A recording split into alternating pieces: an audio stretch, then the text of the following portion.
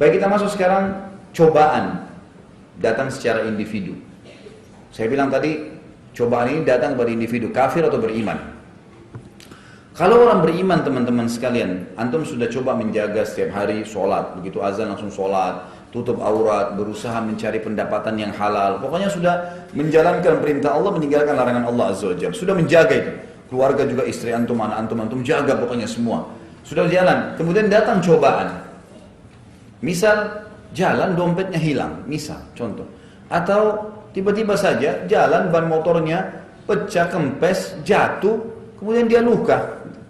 Atau dia bangun tidur sakit, atau gitu kan, anaknya sakit, istrinya sakit, atau ada gangguan dari iparnya dan seterusnya. Kira-kira apa ini kalau kita sudah beriman terus datang cobaan? Maka di sini ulama mengatakan ada dua. Pertama, karena memang Allah ingin membersihkan kalau dia masih punya dosa. Sesuai dengan hadis riwayat Imam Ahmad di mana Nabi SAW mengatakan, terdapat dosa-dosa yang tidak cukup dengan istighfar. Allah akan berikan cobaan kepada orang tersebut dengan penyakit, yang dengan penyakit itu maka dia akan dihilangkan ya dosa-dosanya yang lalu. Juga dalam hadis yang lain dikatakan, hadis ini diriwayatkan oleh Imam Muslim, bila Allah cinta seorang hamba, innallaha idza ahabba 'abdan ibtalah. Kalau Allah cinta seorang hamba, Allah akan mengujinya. Ya, dicoba dia. Ya.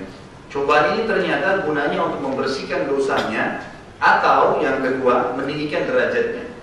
Kata para ulama hadis, kalau seandainya umur seorang hamba itu 80 tahun, di surga itu ada derajat 200 tahun.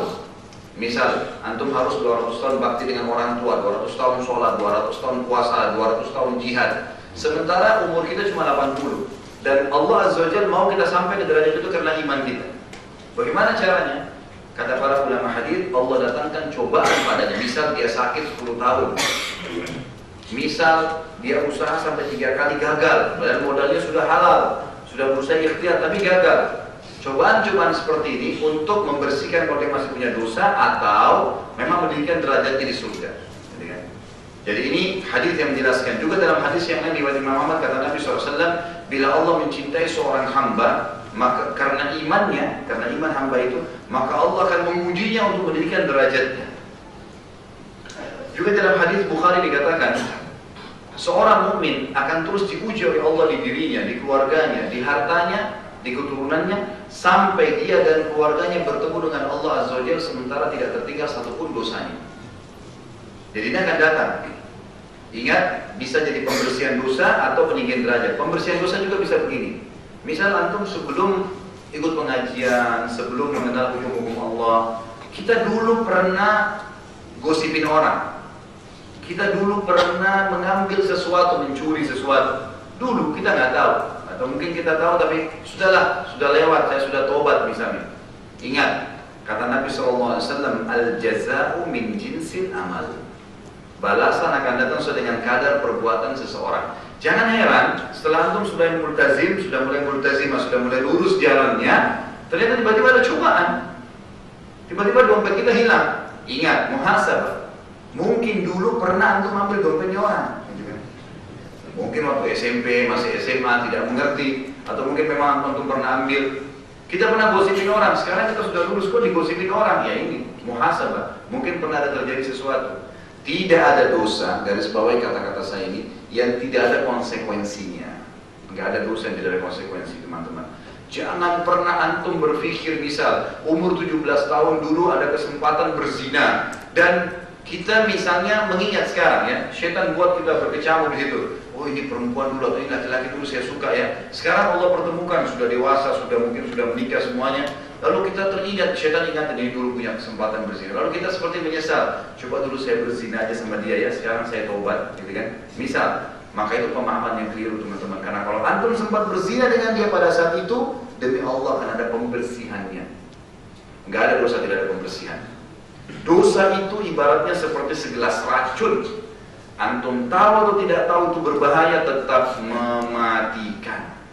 Tapi orang tahu lebih cepat. Dosa juga dari satu sisi teman-teman sekalian, itemnya sedikit dan efek jerahnya besar. Hati-hati, nggak ada tidak ada efek jerah.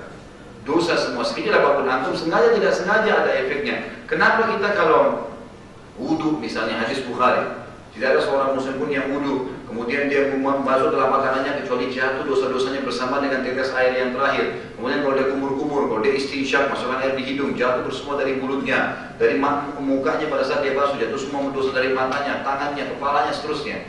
Kalau kita wudu sehari misalnya 10 kali, bukankah sudah banyak sekali dosa yang jatuh?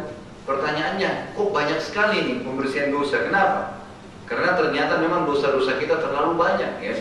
Banyak. Antum lewat dari rumah tadi ke sini, berapa banyak orang yang tidak pakai jilbab yang antum lewatin, atau pelang, misalnya sampo perempuan tidak pakai jilbab, atau ada orang yang putar musik, atau apa saja, dosa. Siapa yang bilang bukan dosa-dosa? Gitu kan? Kita lewatin, kita tahu tidak tahu dosa, tetap dosa namanya, pelanggaran. Makanya harus belajar untuk itu. Maka dosa ini harus ada pembersihan, tidak ada bisa. Tergantung antum sengaja atau tidak sengaja, antum memang menjadi juru kuncinya, penyebabnya orang buat dosa atau tidak, nanti tergantung bobotnya, cobanya akan datang seperti itu. Ingat, dosa itu itemnya sedikit, efek jerahnya besar, gitu kan? Termasuk setelah antum lurus, mulai ngikutin pengajian, mulai sadar, mulai taubat. Seperti misal, sebaliknya ya, kita kasih contoh yang lain, amal soleh. Amal soleh teman-teman sekalian, itemnya banyak, efeknya juga, efek balasannya dari Allah besar. Saya kasih contoh, babi Allah haramkan, haram, baik. Lihat Allah gantikan ya, yang saya katakan tadi, yang haram itu itemnya sedikit. Allah gantikan sapi, kambing, ayam, semua hewan yang ada di air. Artinya yang haram itemnya sedikit, ini itemnya banyak. Kenapa harus ambil yang haram?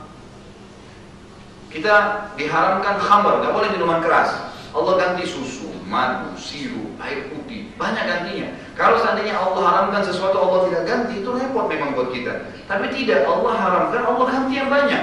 Lalu kenapa harus cari yang haram? Dan efek jerah yang haram itu besar sekali, berat. Kita kalau mencuri 1 juta, teman-teman sekalian, tidak akan hilang dari kita 1 juta nanti. Bukan, Allah hilangkan 100 juta. Gitu kan? Masuk rumah sakit, biaya rumah sakit berat, padahal cuma pembersihan yang 1 juta. Orang kalau selama ini nggak mau buat dosa, karena dosa itemnya sedikit, membuat dosa itu semua dimulai dengan ketakutan, kekhawatiran, diakhiri dengan penyesalan. Beda dengan pahala, amal soleh, itemnya banyak, gitu kan?